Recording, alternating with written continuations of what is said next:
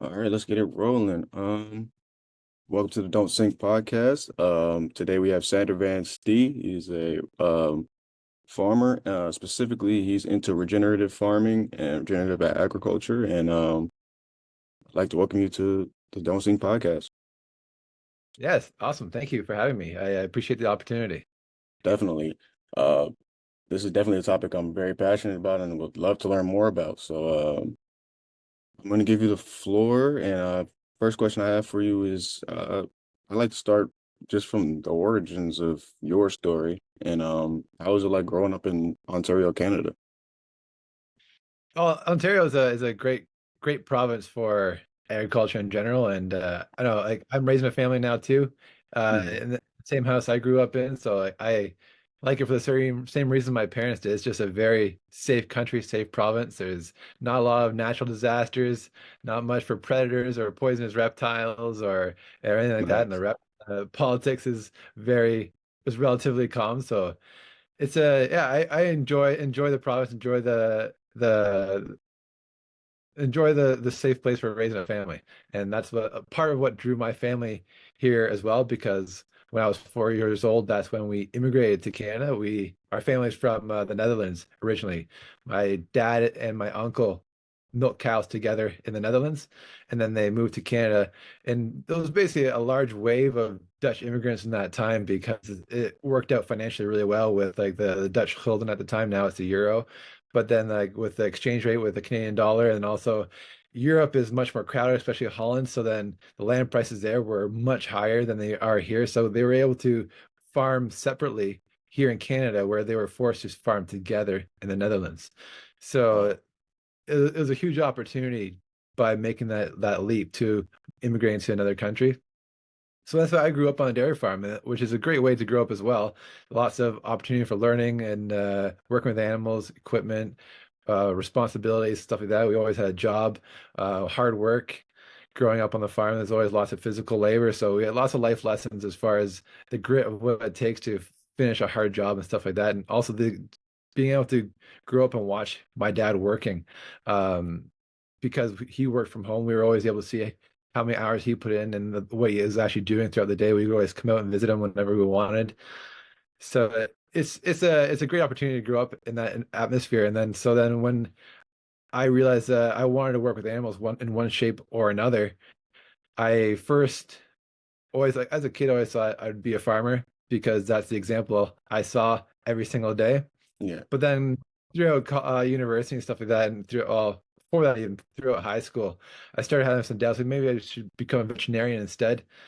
So I went down that road first because my parents said like farming is quite a beast. There's lots of bad days, lots of hard days. So if you ever have any doubt in your mind, you got to go explore that first because you Right. have to be sure if you're going to come home and farm one day. So I did that. I went to the University of Guelph, did my undergrad in biology, and I got my application right too. I did my MCATs. I got my references in order, and I got the grades to get in. But then I stopped just before sending in my application and changed my mind and came home to the family dairy farm instead because I realized as a farmer I could actually work more with animals than I could as a veterinarian because a vet you have to deal with the actual owners of the animals. Right. So you spend a lot of time just speaking with the owners as a large animal veterinarian, you have to visit lots of farmers, whereas like with your own animals, it's just your own animals. And Yeah. yeah, and I was fortunate enough that we had a decent sized farm already, so there was a lot of work to be done with the animals. So that's why I changed my mind. And then so that was 2010, 2015. We were moving our cows over to a new dairy facility because the one that I we had growing up, it was built in 1987. It was one of the very first freestall barns built in Mm. Ontario. And a freestyle barn is basically a barn where the cows can walk around the barn freely. They can go eat when they want, Nice. drink when they want, and then twice a day you'd bring them over to your milking parlor and milk them. Nice. So that was one of the first barns built with that system, as opposed to like a barn where the cows stay in one stall and then you bring them feed, you bring them water, and you milk them in their stall. But there was a lot of mistakes made. There wasn't a lot of knowledge of what a cow needs to thrive. So Mhm. that a lot of knowledge was developed, and then in more recent years, and there's a real focus on cow comfort. So that's how we designed our barn, is a barn that the cows would really thrive in, and they did really, really well. So we saw all the cows' health improve, their production improved. Like it was a real joy to see a massive investment like that, building a new dairy barn, a new facility, and seeing the cows' health improve. But Yeah. unfortunately, around the same time, my own health declined. Oh, And I think years of neglecting my own health and neglecting sleep, really just like pushing through, trying to get as much work done as possible, and not really prioritizing sleep especially, but also just my diet and everything else. It finally caught up with me, and my whole hormonal system burnt out, wow. and then I was on quite a journey trying to figure out what's going on, what did I do wrong, where I got to change my priorities. And I was really questioning everything because the medical system wasn't really able to figure out what was going on, why my hormones crashed, and why I felt like an old man. And I was my body hurt, and I had low libido, and yeah, a lot of things are going on with the low hormones. Is like it affects everything basically. There's a lot of like small complaints that didn't seem interconnected, and yeah, doctors weren't able to figure out why my hormones weren't working. They just figured out they diagnosed me with idiosyncratic hypogonadism, which is basically mean like you're not producing enough hormones from your gonads, and the idiosyncratic is basically this unknown cause. And they Right. told me I gotta accept it and move on, and just move on with my life without trying to constantly fight this diagnosis. So it took me 6 years, but eventually I did figure out how to regain my own health and produce hormones naturally without hormone therapy. But yeah, that process had me questioning the healthcare system, my own health choices, but also the way we farm. Like it really gave me a whole new outlook on life because I was trying to figure out where are my priorities wrong. Hmm. So I was more focused on the animal welfare side of things. I was really looking for how can I find ways to improve the lives of our farm animals, which was something that I was naturally quite passionate about because I've always enjoyed working with animals, so they brought me so much joy. So naturally, I wanted to find ways to return the favor, basically, improve their lives. And going down that rabbit hole of information led me to regenerative agriculture. And Nice. that's so like where we are now is we still have the commercial dairy farm that I grew up with because it's a decent sized operation. It's pretty intimidating to try to switch Yeah. all that over all at once and try to figure out how to find customers to bring those milk products to. So what I decided to do instead is I would do grass-fed beef and I would do pasture turkeys, and I would do that on a smaller scale until we can figure out marketing, build up a customer base, and the dream is to be able to switch our whole farm over to regenerative farming practices. So like what Mhm. we see is like basically we have the commercial dairy farm, and then we also have a bunch of pasture, and then we have pasture turkeys that are following in behind our grass-fed beef, and they're moved every single day. And that movement is critical for managing the animals in a regenerative way. It's less common because it's more labor intensive, but it makes a massive difference because the grass and the pasture has a chance to recover.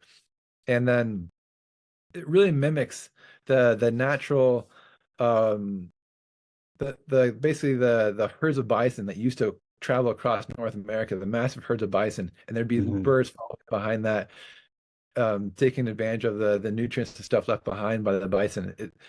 It treats the whole farm like a whole ecosystem and mimics the natural systems. Fascinating.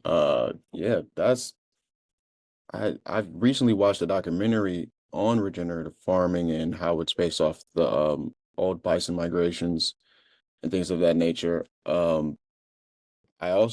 found something very interesting in it. I want to ask you about.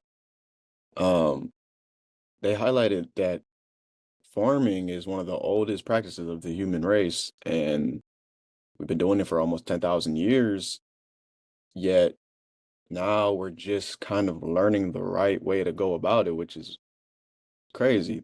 Like we've been doing it thousands of years, and now we're figuring out how to do it ethically and how to do it responsibly. Can you talk about what the flaws of the old system was and why it's important to transfer over to the regenerative format? For sure. The main difference, if we take a step back between regenerative agriculture and commercial agriculture, is the main focus for commercial agriculture is efficiencies. Because when the average consumer comes to the grocery store and they try to figure out which pack of ground beef should I buy, they pick the one that's 10 cents cheaper than the one beside it. So there's a supply and demand for producing food as efficiently as possible. And that's the real goal for commercial agriculture is to produce Mhm. food the most efficient way possible. Whereas regenerative agriculture, it switches the focus towards soil health, not necessarily maximizing the efficiency, but maximizing the health of the soil.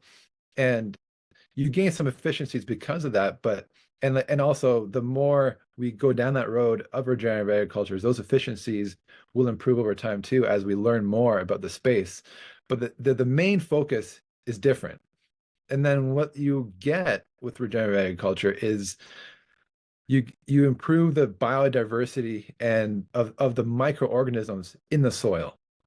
So what Okay. that allows the plant to do is the plant can now excrete a sugar and trade that sugar for nutrients in the soil. So it has a relationship with these microorganisms where it can ask for nutrients on demand. And then we contrast that with commercial agriculture. It's much more use of synthetic fertilizers, and you basically apply synthetic fertilizers to the soil, and you apply those nutrients what you believe the plant needs at a certain time.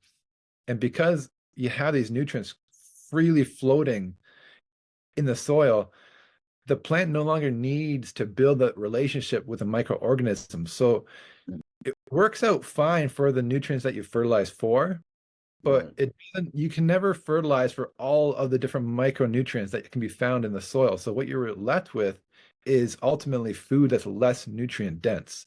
And it's not only your nutrients that are lacking now in this plant, it's also the defense chemicals and the phytonutrients from the fungi and the bacteria and all the microorganisms in the soil that the plant would normally have to help fight pests and disease. So that now you're not only reliant and not more so than just reliant, you're addicted to these fertilizers because the plant no longer has a relationship with these microorganisms.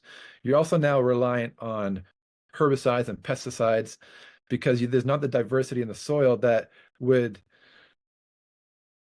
outcompete the disease causing pests.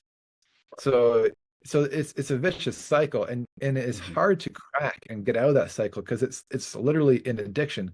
Because if you don't get it the soil health perfectly, if you don't treat it the way it needs to be treated by following five principles of soil health, then these microorganisms don't exist. So that then you need these fertilizers Mhm. and stuff.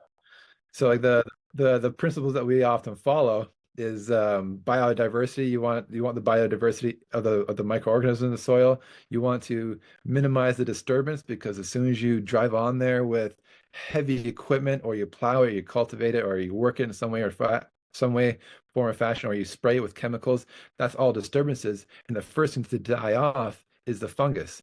And one species of fungus is a key species for making the whole system work. And I can come back to that, but the other ones is you have to have living roots in the soil all year round so that the microorganisms that they live in relationship to the roots. So if there's no roots, there's no microorganisms. And then you need to have armor on the soil and you have to have animal impact. Those are the five principles we follow. And when you do that, you have that diversity that you need to basically remove the need for fertilizers. So yeah, it's a big difference, and the end result is the nutrient density of the resulting food.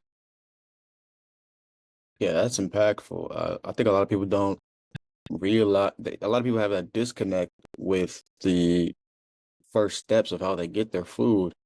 So, what I'm hoping to do with having you on this podcast is just open people's eyes to, where their food coming from, how different systems lead to their food being more or less healthy. And, it's fascinating how one small step like a fungus or a micronutrient can change the whole outlook of the beef that you get from the supermarket.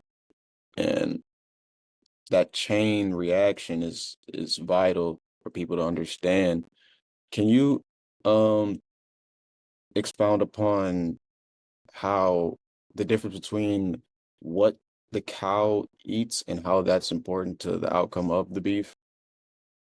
Yeah, so like we've all heard the saying that we are what we eat, but Mhm. it goes much deeper than that because we are also what we eat ate. Right, So for example, the plant is more nutrient dense because it's not reliant on synthetic fertilizers. It has the ability to ask for any micronutrient that it needs from the soil. So you have a healthy soil, and then you're growing a healthy plant in that soil. That plant is healthier and more nutrient dense. And then not surprisingly, the animal that eats those plants is also healthier and more nutrient dense. And we can, it's not just theory, we can measure the health of the animal. Like we can take a biopsy of the muscle of an animal that's finished on grass, is grass fed, grass finished, and compare that to a biopsy of the muscle of an animal that's fed grain at the end of its life. And the muscle from the grass finished animal has less evidence of aging. There's less oxidative stress. There's less glycation end products. There's less proteolysis. So the animal is measurably healthier when they're fed their natural diet. right. But and not surprisingly, then that correlates to health benefits or a healthier meat. So you what you result is with the actual meat that's on your plate is you have less antioxidant. Sorry, you have more antioxidants with the grass-fed meat. You have more vitamin A, vitamin E. You have more omega-3 fatty acids, which is very anti-inflammatory, and you have more phytonutrients, so nutrients that originate from a plant. Grass-fed, grass-finished meats are actually a really good source of plant nutrients. But it's not only nutrients from the plant that you find in the meat. It's you find nutrients that originate from the fungus and from the bacteria in the healthy soil. It makes its way all the way up into our plate and into the food that we eat. That was raised using regenerative agriculture. And a lot of these phytonutrients, they have very unique benefits, like anti-inflammatory benefits that compound and can make a massive difference. Wow, that's cool. Um, can you you spoke about oxidative stress. Can you explain what exactly oxidative stress is? Absolutely. Oxidative stress is basically originates from oxygen, which is Mhm. where the word oxidative stress comes from. Basically, living and breathing, we require oxygen to get energy from our food, and so that oxygen is basically it accepts electrons, and and that fuels the extraction from energy from our food. Mhm. But that causes stress because when you're taking electrons and this oxygen is taking electrons, it could take them from anywhere. And it could take it from our cell walls and stuff like that, and from our enzymes from our body, and it can damage those different aspects from our body. So it causes stress. And a lot of that is unavoidable, but you can have higher or lower amount of oxidative stress based off of the amount of defense chemicals that we have in our body, those antioxidants. So Right. that's a lot of the vitamins and stuff like that. Those antioxidants protect our body from the stress of gaining energy from our food and just from everyday life. Even like sunlight can cause oxidative or like can cause stress in our body. Oxidative stress from free radicals is another term that's often used. You can create free radicals from radiation from the sun, which ultimately comes down to same things like you have species like oxygen that are stealing electrons from places that it shouldn't be stealing electrons from. Mhm. So it gets sciencey, but basically, yeah, Yeah. it's damaging your body, and then you can have then these antioxidants that protect yourself from that damage. Uh, I read that you at one point went vegan and tried these different methods to try to regain your health. How was that experience going vegan and are you still vegan? Yeah, spoiler, I'm no longer vegan. Okay. But when when when I was going through those health challenges, I was willing to do anything if it meant I could regain my health and produce my own hormones. It was a very difficult period of my life, and also like it was difficult on my relationship with my wife, and basically it changed me as a person because they always say like when you are healthy, you have all these dreams and all these plans, but once you get sick, you only have one dream, and that's to get healthy. And I, as I was a dairy farmer, and I was willing to not eat dairy products, not eat meat, if it meant I could regain my health. And I was willing to give it a try because I'm naturally quite open-minded. And I went I did it properly. Like I went and I eat lots of beans, lots of I really focus on trying to get whole foods forms of proteins, and I also try to get high calorie because I had a very active job and I'm naturally fairly lean. So I was really looking for like calorie dense, nutrient dense foods, lots of protein. I was always focused on the healthy fats from these superfoods and all these seeds and avocado. And I follow the steps of what it would require to do the vegan diet right. Right. And despite that, as time went on, I just kept getting more and more food sensitivities. My digestive got more and more sensitive. I started having more reactions, skin reactions, and it just kept continuing to get worse and worse. And it was like I'm doing everything according to what theoretically should be the perfect diet for me to eat, the healthiest diet for me to eat, according to these gurus and stuff like that, and according to some of the science. But later on, when I started looking further, because I was starting to realize this wasn't really working for me, it wasn't really this this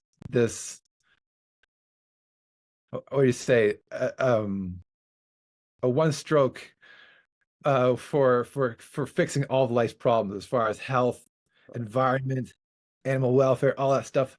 It just didn't work. And what so then when I started looking further into the sciences and reading the research and looking for disconfirming evidence, I started realizing there's lots of smart people, there's lots of researchers, lots of research backing, yes, the vegan diet, but also an omnivorous diet and even a carnivorous diet. Right. There's smart people, there's doctors, there's research backing all those different forms of eating. And it can get very confusing because they're all spewing contradicting information of what people should eat to be healthy. Right.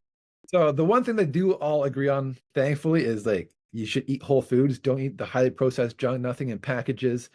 Avoid those sugars and oils and preservatives. Like that's what they all agree on. So that's a pretty safe bet.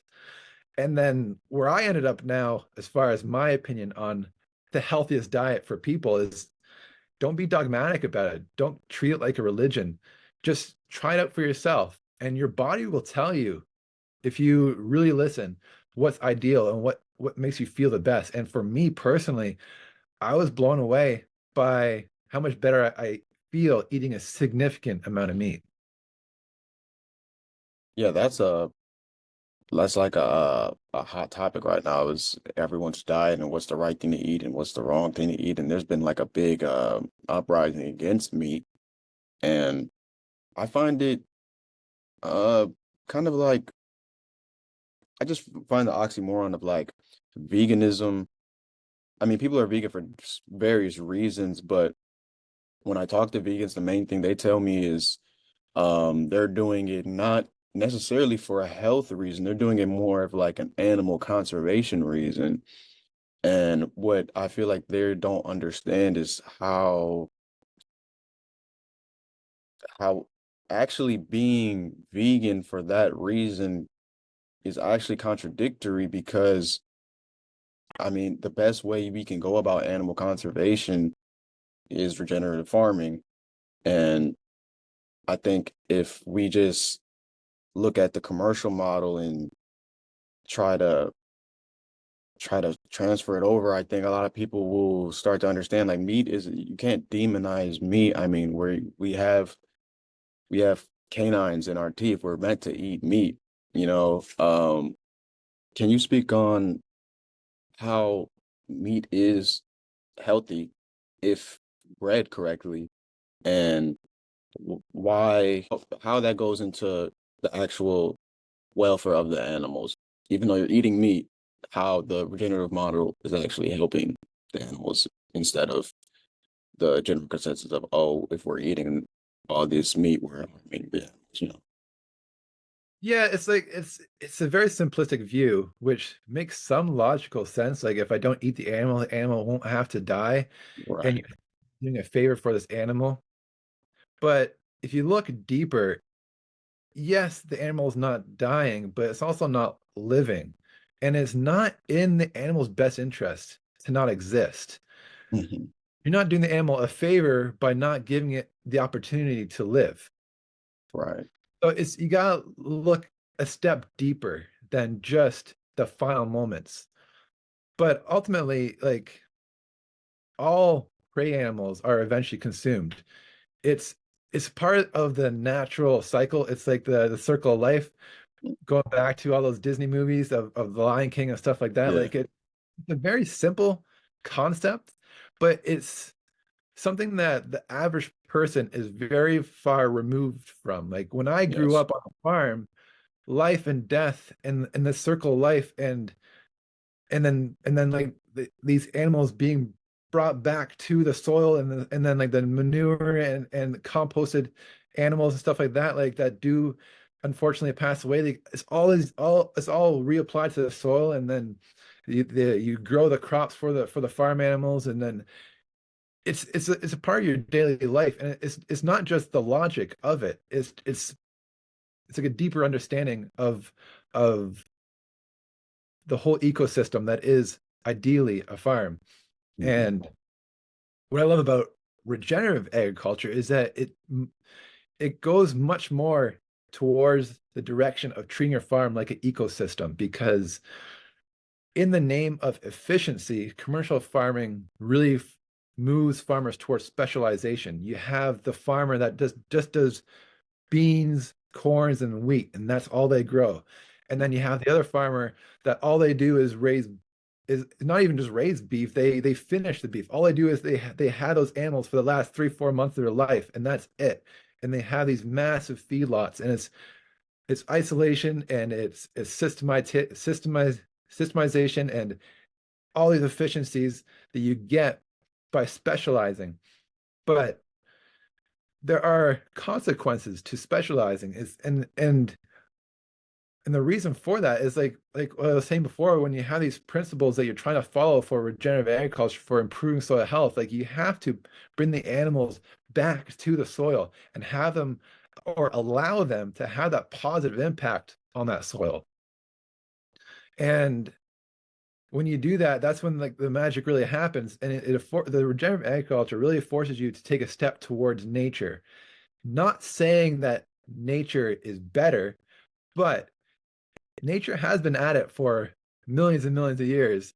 And Right.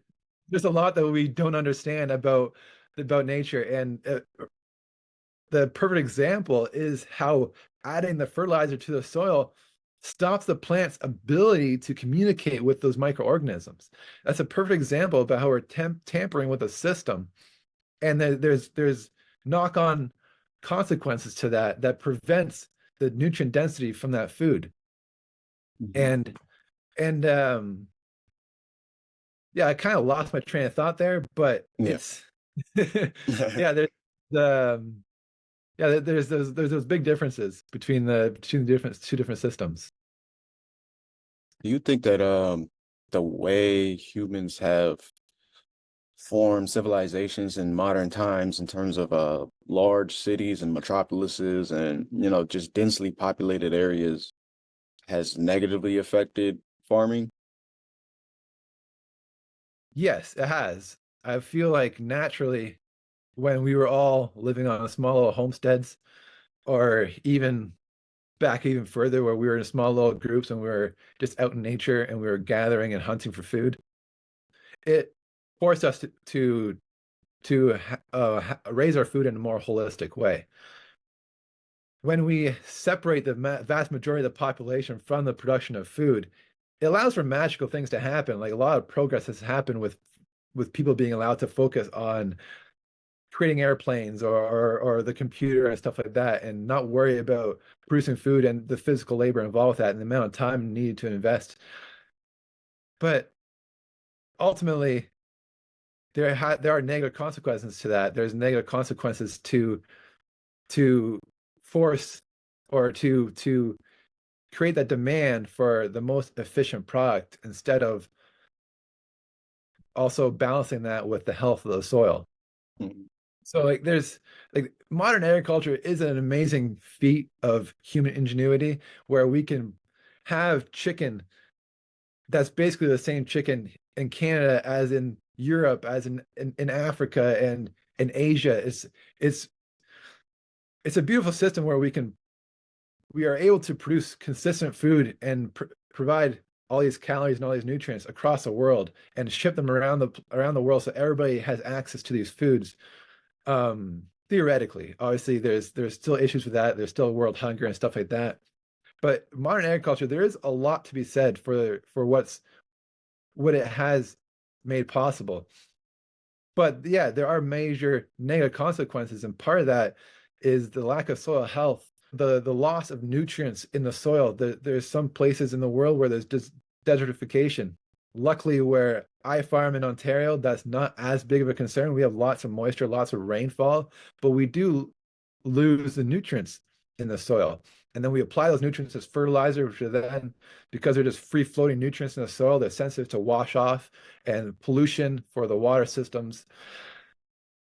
There are there are larger consequences to the health of the planet.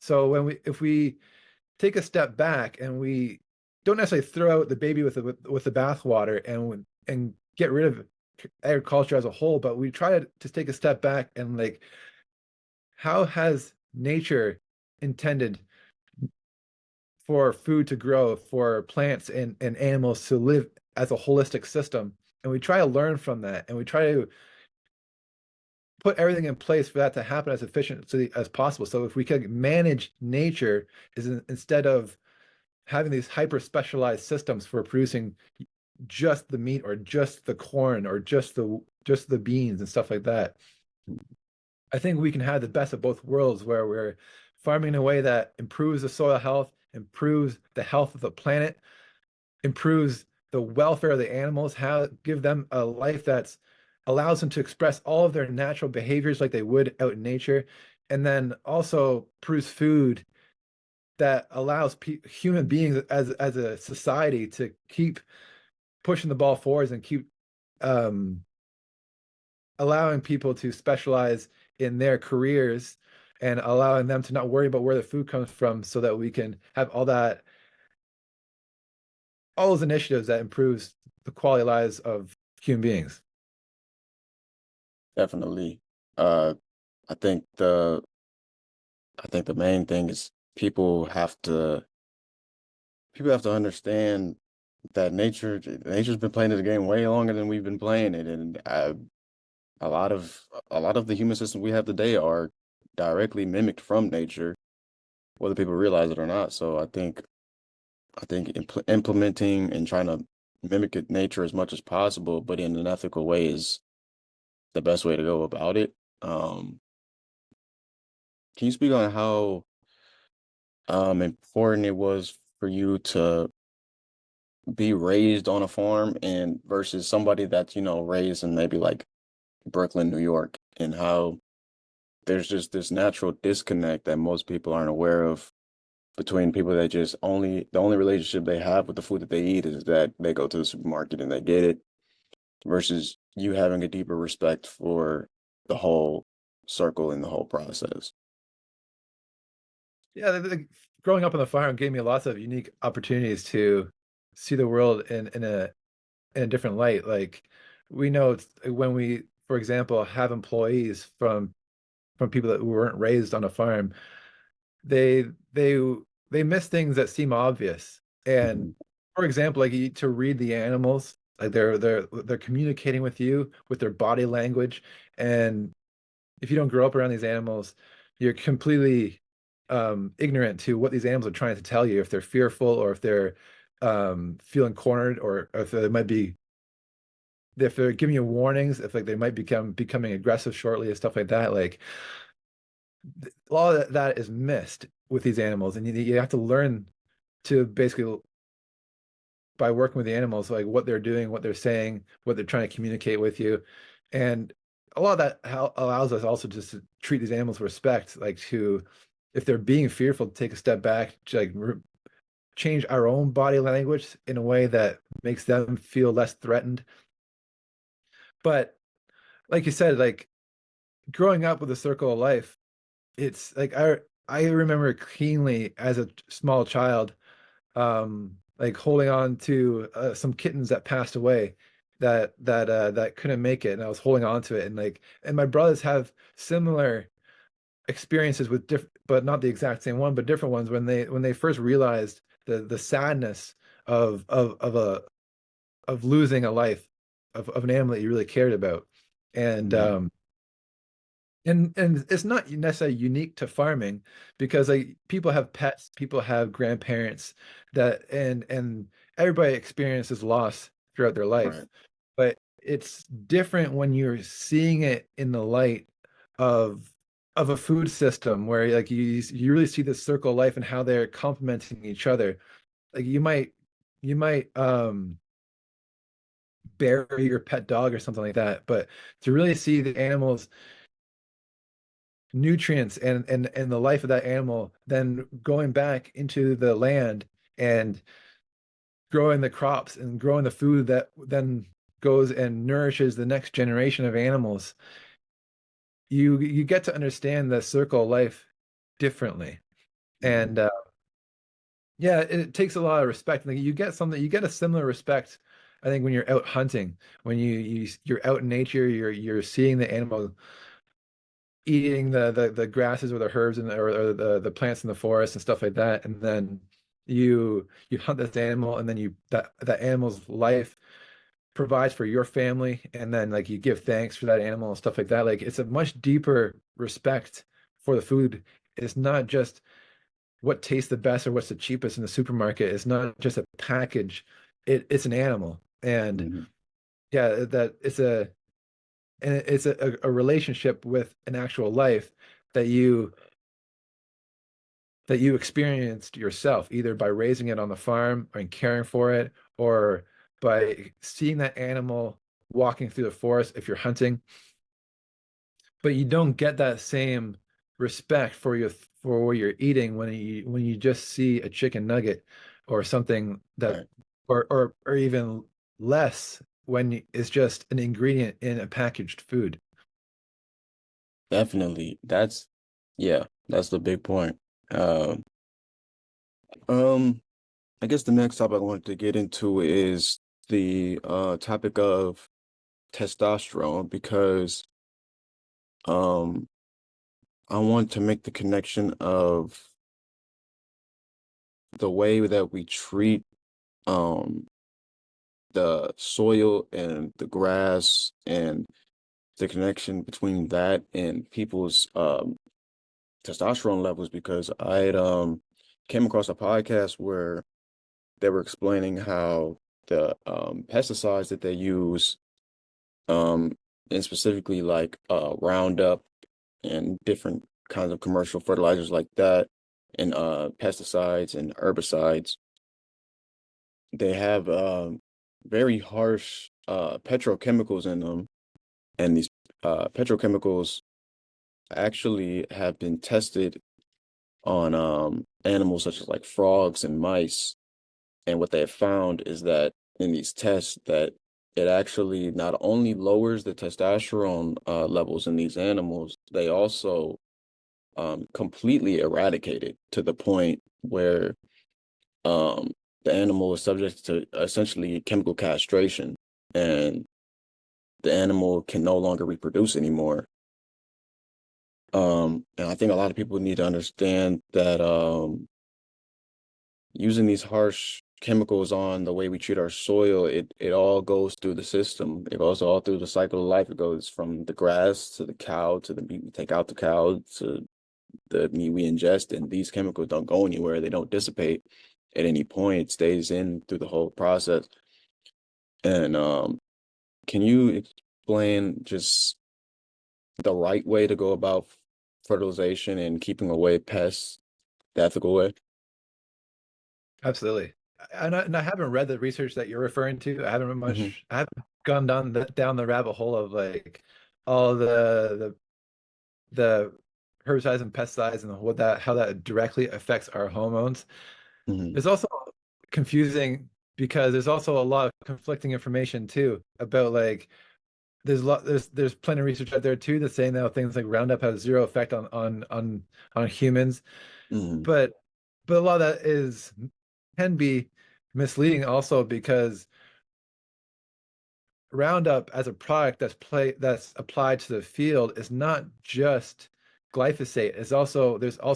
It's mixed with other chemicals like surfactants that Hmm. allow it to enter the cell and have effects on the plants or the weeds or the pests at a greater scale than it normally would if it was just glyphosate alone.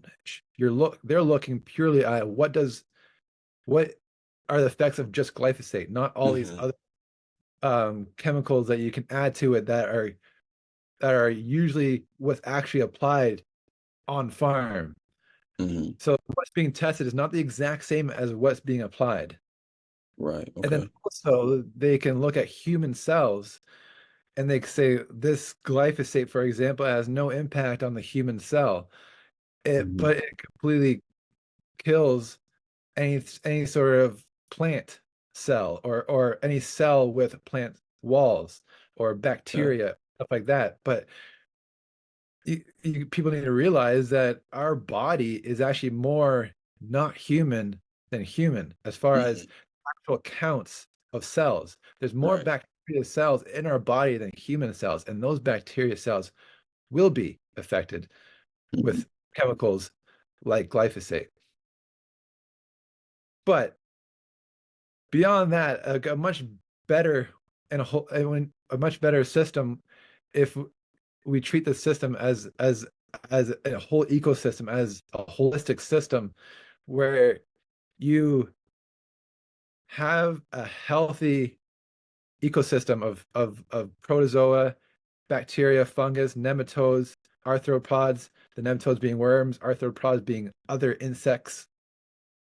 When you have that, you have a healthy population of these insects, then there's competition. It's not a sanitary soil where all of a sudden, if an insect does come, like a pest of some sort, where it can just explode in population because there's no competition. There is already a huge population of insects and other microorganisms that'll outcompete these potentially pest insects. Hmm. So they don't take off, they don't grow, they don't explode in population and cause issues for the plants in the same way. And beyond that, then beyond just the competition, the plant now also has defense chemicals that it received from the healthy insects and the healthy protozoa and the healthy bacteria and fungus from the soil. So it can fight off these pest insects and diseases and molds and stuff like that because it has the defense chemicals from the healthy versions of these creatures that are in part of the same family.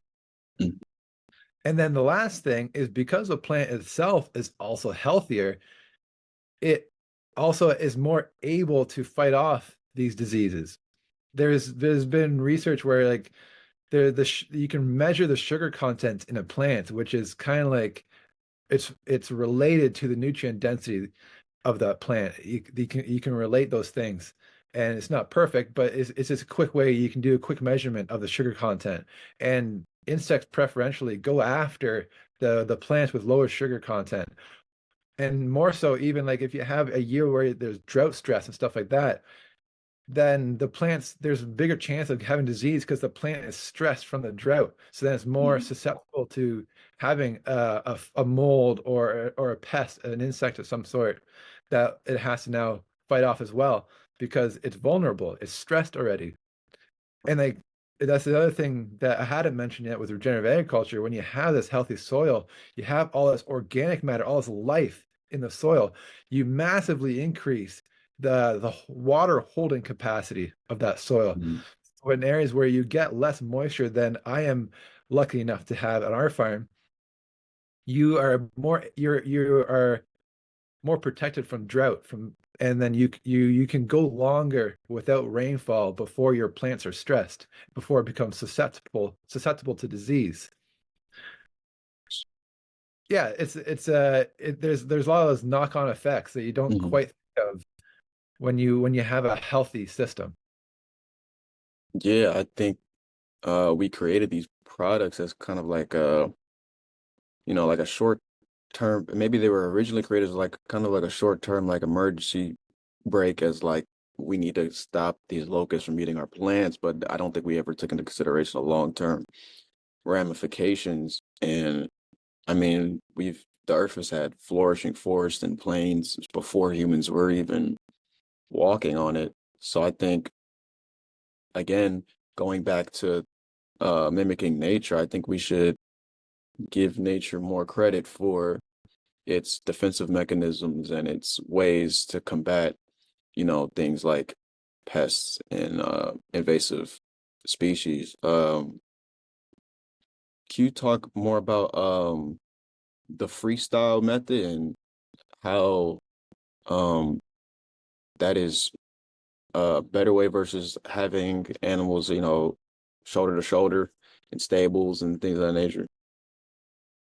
Yeah, there's different systems. So like when I was talking about the freestall system, that's still commercial agriculture. Mhm. It is an improvement over the tie stall system where they're tied to a stall and then you bring them all their food and water and everything that they need.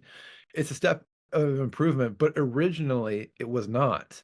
Mm, Originally, the farmers that really wanted to do a good job with their cows, they stuck with the known system. But over time, the freestyle system has improved where you, instead of having a mattress or even worse, concrete laying areas for these animals to lie on that are hard or become hard over time, instead of that, you just have a big pit of sand. And it's just the sand forms to the body of the cow, and you don't have those pressure points.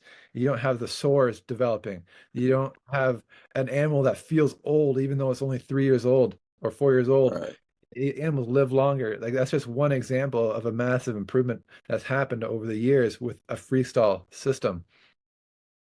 But then there's also things like ventilation. Having the tie-stall barns typically were smaller barns with a shallow ceiling where you can store lots of hay and straw and bedding and stuff like that above, and you have it all in one barn, or you could throw it down and you don't have all the automation necessary or large equipment. You can just throw it down by hand.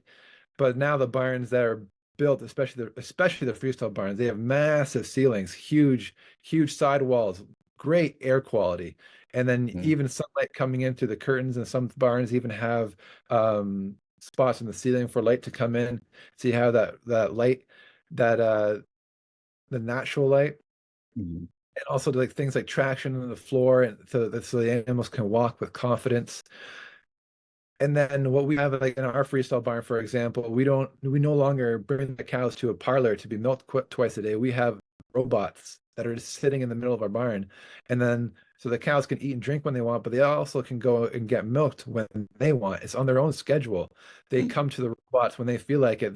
They walk in on their own, they get milked, they get a little reward, some grain and stuff like that, and then they're off on their way again. Like it's just in the middle of the barn, and one robot does about 60 cows because it's milking 24 hours a day, as opposed nice. except for like when it's washing and stuff like that. But that's all that's still a commercial system, and the commercial Mhm, agriculture is constantly improving, and the welfare is improving as well.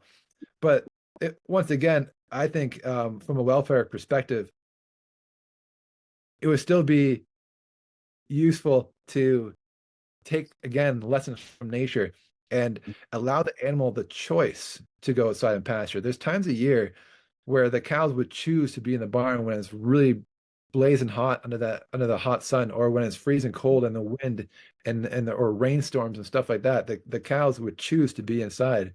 In the summer, quite often what you find is that during the day, the cows would choose to be in the barn, and then in the evening when it cools off, they'll choose to go outside and release that heat in the night air and and graze then, and then you can have them express more of their natural behaviors but doing it by giving them the choice.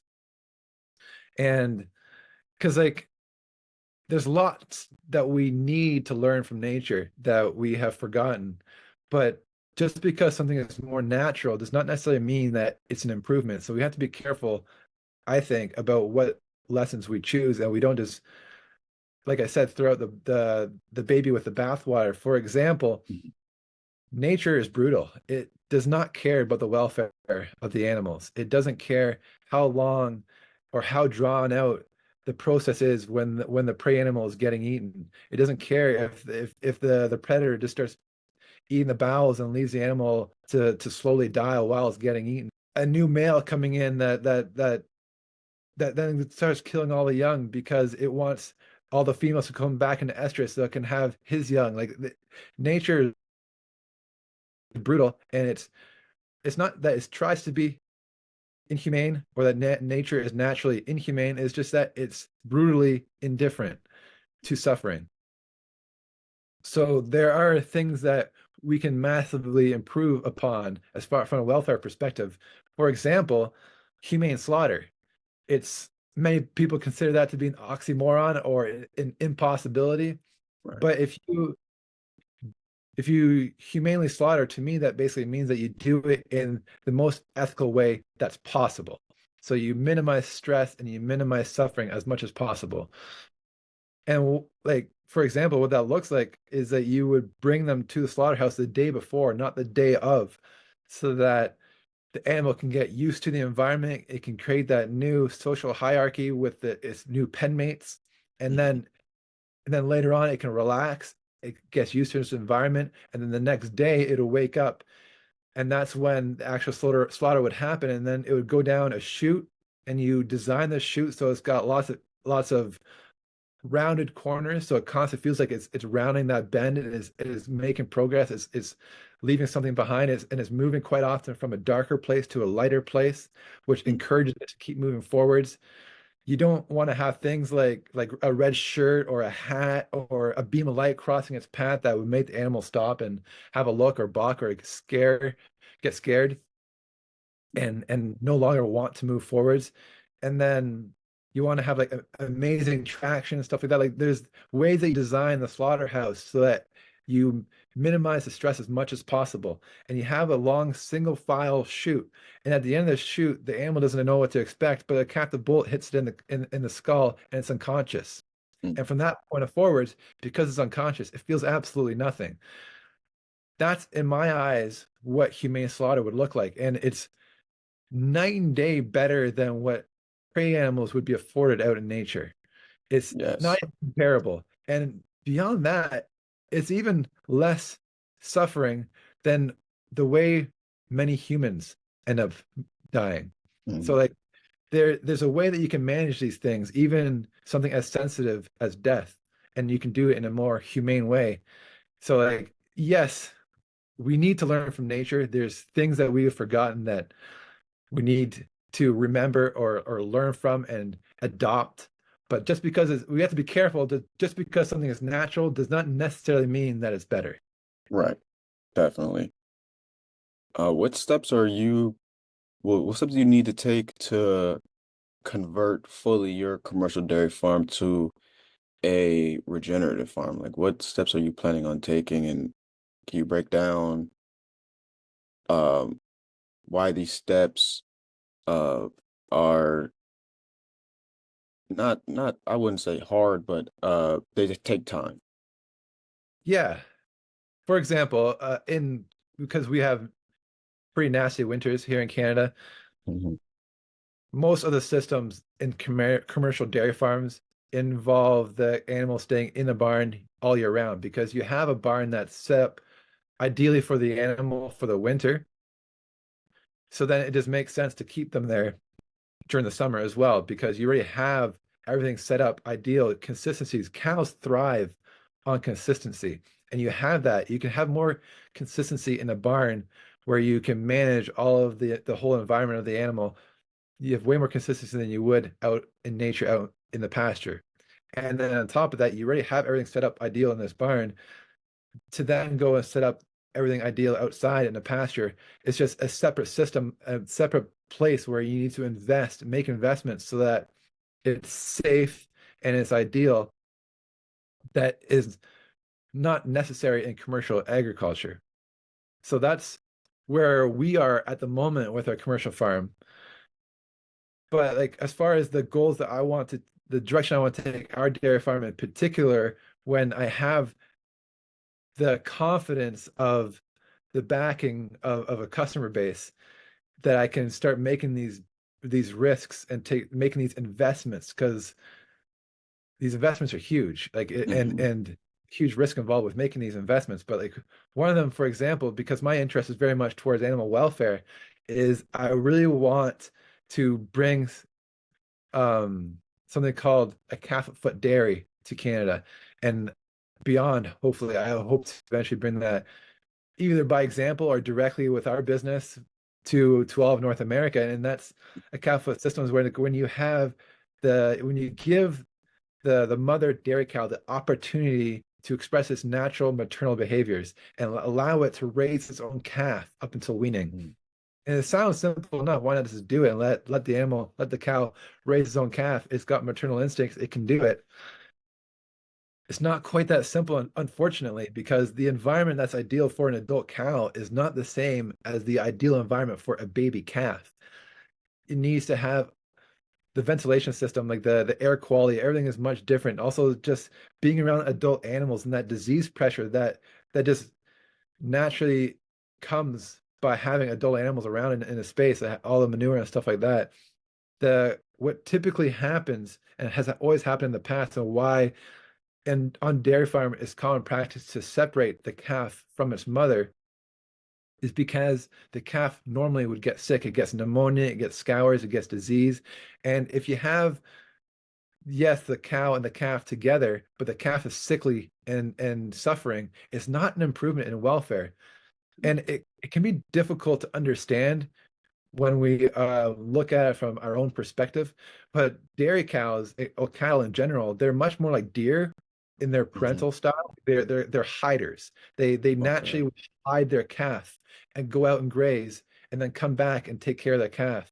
And they would hide in a way that they hope a predator wouldn't find them. So it's natural for a calf to kind of hunker down in a deep bed of straw and in a quiet area and wait for its mom to come back and feed it. Or in what's typically happening in commercial agriculture, you bring it the bottle for it to drink, and then the calf goes back to hiding. And it's not a real stressful experience for that calf because it's in line with their nature. Hmm. With that being said, it's still an improvement in welfare if you're able to keep the calf healthy, because you can allow the cow and the calf to form that bond. And that's a beautiful thing, the bond between a mother and its baby or its calf. And in my eyes, one of the ways to measure animal welfare is by seeing how well the animal can express its natural behaviors. And the example of that would be the maternal behaviors that they currently are not able to express on commercial dairy farms. But if we design the barn in a way that with modern technology and modern improvements to things like ventilation and sanitation and stuff like that, it's something that I've been experimenting on a smaller scale for 3, 4 years now, and it is possible. Okay. Under ideal, if you set it up in a way that is ideal for the cow and the calf, it is possible to have healthy calves together with their mothers. So that's something I want to bring that from that to and hopefully as an example or directly from like growing our business, Hmm. bring that to the commercial dairy industry. So that's something that I'm personally very excited about, is like that Yeah. it blew my mind when I first did it, because like I put the calf in, like I put the calf in this barn in this fresh cow pen where it's like a more quieter, more secluded area, and just to see what would happen. And the calf did so well, it blew me away. So I've been hooked since that day, trying to make improvements and see that when I scale this up, this is how I'll do it, so that I can continue having these the good experience with it and be that example for the commercial dairy industry. But beyond that, I also want to apply some like the regenerative agriculture principles, like allowing these cows to go back out on pasture and allow them, not force them, not say like for things like grass fed dairy products or organic dairy products, there's a certain amount of hours that the animal has to be outside to qualify. It's just allow the animal to have the choice to go outside, so that when the conditions are great, it can go outside and graze, and when it's nasty outside, it can be inside and enjoy the shelter of this barn and kind of have the best of both worlds. And and then also, like I said, there's five principles to regenerative agriculture. And when you're grazing animals out on pasture and you're doing that rotational grazing, you naturally follow these five principles. However, you can also apply these five principles to row cropping and also to fruit production, vegetable production. All you have to be more intentional and more knowledgeable, but you can apply these five principles and to these systems. And so then the food that is put into storage to feed to these cows, that these dairy cows that I'll have in the barn, those crops, those that hay, that corn or whatever else we end up feeding these animals, when that time comes when we're able to make this transition, all that food needs to be produced using regenerative principles, so that all of it is raised in a way that improves the soil health. And so that, yes, the you so that we can kind of take the best of both worlds, so we can hopefully still get high production out of these cows, so we were able to keep the cost at a point where the consumer is still willing to purchase it, Yeah. and still raise them in a way that improves the soil health and has all the benefits of regenerative agriculture, all the welfare benefits, all the nutrient density benefits, but also the environmental benefits. Yeah, that's beautiful. I think it's so uh it's what that giving the animals that autonomy and that freedom to, you know, just live out their life the way they see fit and not, you know, I think it's funny that they have a specific grazing time to be considered a regenerative farm. But can So you not speak on regenerative, organic and grass fed. Those are two different. oh yeah, grass fed, yeah, Like, yeah. yeah, Maybe a that. grass fed animal. Um, can you speak on why this model, which seems so more ethical and honestly superior to the commercial method, what do large commercial farms like? Where's the trepidation in trying to convert to this new format? Like, why isn't it everyone like rushing to become a regenerative farm? That's right. Yeah, it's there's a lot of knowledge to be that you need to gain to make that transition well, because unfortunately, like like our commercial farm, it's addicted to fertilizer. Mm, So if we were to say, I'm gonna grow our crops in a regenerative way, I'm gonna get rid of all the herbicides, all the pesticides, all the fertilizer, get rid of all of it, the crops won't grow. So then there'll be no production, there'll be no yield, and there'll be no income for the farmer. And farming in general is a very unique business, because the amount of money that you need to invest just to stay in the game is insane. And the profit margins are tiny. So it's really a business of passion. But mm, because you need to make these massive investments and you have these huge debt loads, you can't afford to be too idealistic and just do something because it sounds beautiful, and then you end up with no yield and you can't make your payments, and all of a sudden mm, what would happen in that circumstance, you can't make your payments, you sell your farm, and somebody else who is making a profit that decide just to stay the true and beaten path of commercial agriculture will then buy that up, and commercial agriculture will grow and regenerative agriculture will not. So it's a real risk, and that's a big part of the risk that these farmers like myself that are trying to make this transition is like there are increased costs that we have to make. An example of another example of increased costs is like, for example, we are raising our bull calves from our dairy industry not as veal, not as steers, but as grass finished, grass fed steers. So they have a much longer life, which is amazing. It's a huge step forward for animal welfare. These animals can live a longer, more fulfilling life because typically, like veal is quite common still in our area. It's different depending on where you are, but veal is still Mhm. an improvement over parts of the world where the farmer can't afford to raise the bull calf, and they have to end the life of this calf at birth. It's rare, but there are parts of the world where this still happens. So veal is an improvement. They're living to be 8 months old, but an improvement again is regular steers raising these bull calves from the dairy industry as steers, but it's not as common because a dairy animal that's bred for dairy and for milk production does not put on meat as well as a beef animal does. So it's not necessarily done everywhere. But what we're doing is we're raising them as grass fed, grass finished. So they're living 24, 25, 26 months out on pasture. And the reason that we're able to do this is because I am breeding our bottom end cows, or cows that I decide will not be contributing heifer calves to the next generation. They're being bred to beef instead. So then we have half Holstein, half beef, and those crossbreds put on meat really well.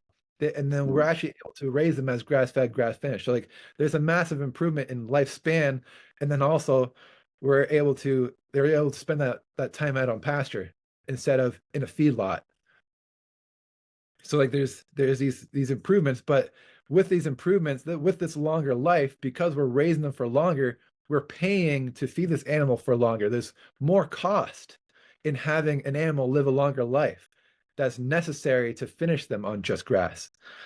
So like that's an increased cost. Yeah. And and without having the customer base for those grass-fed products, we can't swallow those extra costs and stay in business, which is not conducive to growing the regenerative agriculture space and like bringing that movement forwards and making it contagious and convincing other farmers to join and go in that direction. Like you have to remain a profitable business, or else your neighbor won't look towards you and say like, "Hey, I will adopt those practices as well." Um, I was wondering if you were hip to the farmer strikes that were going on in Belgium. I'm not deeply aware in the strikes in Belgium. Um, I saw like some headlines and some farmers spraying manure and stuff like that, Hmm. in like the political buildings, and France is really good for that too, for Yeah, they standing love to up. protest. A lot of protests, that's right. But as far as the politics, very much right now, I'm head down trying to figure out how to make more lease work, how to make regenerative agriculture work on our farm. I'm very much head down together with that and with a young family, 4 boys. Yeah, I've had to let go of a lot of things. One of those things is politics. yeah, Also, I for don't play sure. golf anymore. Uh, as much as I'd like to. Yeah, there's lots of sacrifices, but very much right now I'm head down trying to make trying to make uh trying to make the changes happen on our farm. That's good, man. That's good. Is Canada good about the way they treat farmers and handle you know, giving you guys a good environment to do the job, giving you the space? Absolutely. Ultimately, I can't complain, especially in the dairy industry because the dairy industry, as well as the chicken industry in Canada, is managed with the quota system. So they Hmm. manage the supply and the demand. So we don't they stop farmers from overproducing and producing more than people want, which would crash the prices and starts off this massive yo-yo in price and creates uncertainty in business as far like the business of farming. So like we're fortunate because our price is managed. I know that years down the road, we're gonna still have a farm that's profitable. And then if my kids are interested in farming, they could take over a profitable business. So we're very fortunate. I really can't complain. The quota system is really it's great for everybody involved if you really look at it deeply. And like it's great for the farmers because they have stable prices. They can it's great for the industry around that are involved with agriculture. Like even the banks love it because the banks know they're willing to loan us all sorts of money because and like give us these massive debt loads because they know that we're going to have a stable milk price for years to come. We can make those payments on these loans. Nice. But like, yeah, so like that's chicken, but like even yeah, as like the other parts too, like it's a great country. It's very fertile soils. We have consistent rainfall, especially in Ontario, Quebec. It's and like parts of BC too. Like it's very consistent in the middle of the country, like the prairies and stuff like that. It can be more extreme, but then there's this like there's such vast areas of farmland that is still an amazing country for agriculture. So as a whole, it's great. I can't complain. That's good to know. It's good to hear. Uh, Someone like me, someone raised in a city, um, that wants to hop into that world, what would you say would be like the most basic thing we could do in terms of like starting a farm or just a small chicken coop? Like, what would be the first s- easiest step for us to hop into that world? Yeah, you get like unfortunately there's even some towns and cities where you're not even allowed to have chickens in your backyard. Yeah. The first thing you gotta find a piece of land or a property that you're allowed to raise some sort of animals in the backyard and stuff like that. Because like, but the beautiful thing, like with chickens, like you said, a chicken coop, you don't need that much land. And like Mhm. free range chickens, like if you get eggs from free range chickens, like you see the yolk and it's a bright orange and it's very Mhm. different than what you would see in your grocery store eggs. It's Yeah. already a massive improvement over with the nutrient density and like the health of that food that you're eating raised on your own little mini homestead. Like that's a huge step forwards already. And like that's not even like necessarily raised in a regenerative way because for regenerative agriculture, you have to rotate the pasture. You have to give them fresh pasture every Mhm. single day. But just like the free range chickens, it's very low key, low. It's much less work. You just allow them to roam your yard every single day, and it's already a huge improvement over uh, as far as nutrient density that you can visibly see in the eggs. But yeah, like um financially, like agriculture is very intimidating to get into because if Yeah. you to buy that much land is insane. Like it's like I said, it has to be a real passion to get into that world, but it's not impossible. Even arguably one of the most expensive business to get into that I know personally, the dairy industry, you need to buy the land, you need to have quota, and the cows itself is a relatively small expense in comparison to those two. Yeah. And also like the barns and stuff like that. Investments is huge, but I personally know someone that was not necessarily they didn't weren't raised in the city, but they were raised in town, Mhm. and now they are farming. They rent a barn, they rent the land, and then they joined the new entrant program as far as for dairy farmers of Canada. So they were able to buy a certain amount of quota right off the bat, so they can start farming. And they did it. Like they're still renting, but like they're moving towards buying this farm, buying this land with the proof of profitability with the cows that they're able to milk already. Like it is possible. It's just it has to be a labor of love. Definitely. Um, yeah, it's it's definitely got to be a labor of love. I agree. I'm hoping one day I can get some land and get some chickens, hopefully maybe some cows and some horses. That's my goal. I want to spread the word of just the goal of my podcast is to more open people's minds to self-sufficiency and, not being so reliant to big government and bigger systems that are just relying on you going to the grocery store. I want people to not only be self-sufficient, but view self-sufficiency as a way of, healthcare as well. I mean, becoming more healthier is something we're all trying to do. So, um, yeah, I hopefully one day I can do my part. Um, I guess we got 3 minutes left. The last question I have is uh so the healthcare system, do you think that regenerative agriculture is gonna be a big step towards the future of healthcare and the future of people living healthier lives. Very much. I feel like regenerative agriculture and the nutrient density produced with regenerative agriculture is part of the direction that we need to head towards eating whole foods, nutrient dense foods that are not processed, not packaged, not canned, and all that kind of stuff is not necessarily as convenient, but like I feel like a lot of the healthcare dollars that we spend in treating disease would be prevented simply with improving the quality of our diet. And yes, regenerative agriculture is part of that direction towards nutrient density, whole foods, and it's also like there's something satisfying about eating nutrient dense foods because like your body gets what it needs. So you're no longer having all these cravings that you can't quite put a finger on. Like you need some Mhm. salt, some minerals, but you're eating chips because it's salty. Like your body, your body is pulling from what it knows that you already eat and giving you cravings. But like what your body really needs is nutrition. And like Mhm. amazing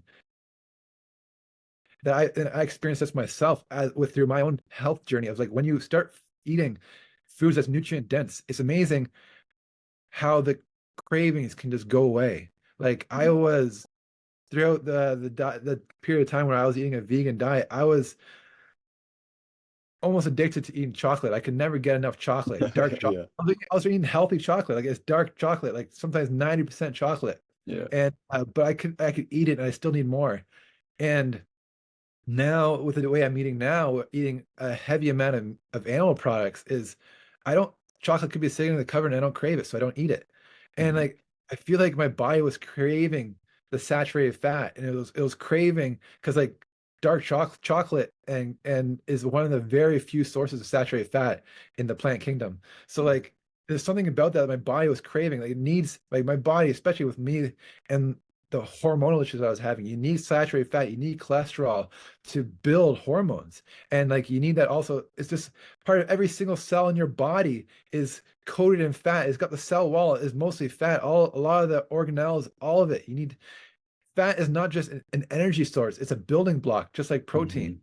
Mhm. And then it's like your body needs that as and then if you eat eat those building blocks along with other like all the minerals and all the nutrients, all the vitamins, and it's like and it's not just what you see in your nutrient breakdown of that food or that package. It's what's available for your body. What's it has to be in a bioavailable form, in a form that your body can use right away without transferring it or changing it into a plant form into an animal form. You were saying about how improving our health.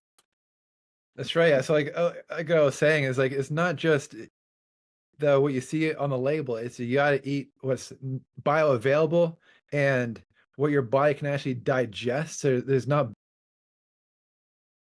by anti-nutrients and stuff like that or bound up in whatever form it might be. It's easy for your body to digest.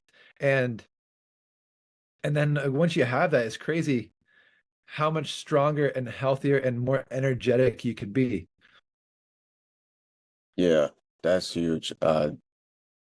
Age is only a number, man. It's how you feel. And Oh, to you say yeah. that to that point, I'm turning 35 next month, and I feel Mhm. younger today than I did when I was 25.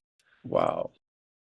That's amazing. That's and that's truly a testament to, you know, being just health conscious and paying attention to the small things.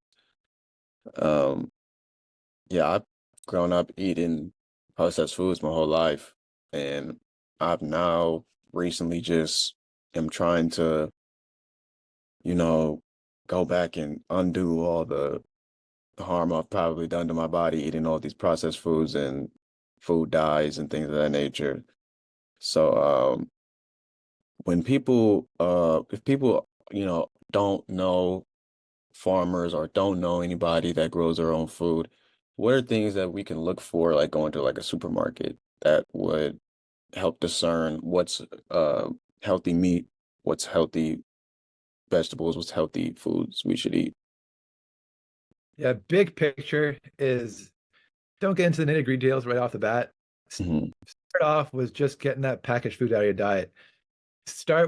staying in the perimeter of the grocery store, eating your fruit, your vegetables, your meat and your dairy and stuff like that. Like you're just your real food that comes straight from the farm on the shelf.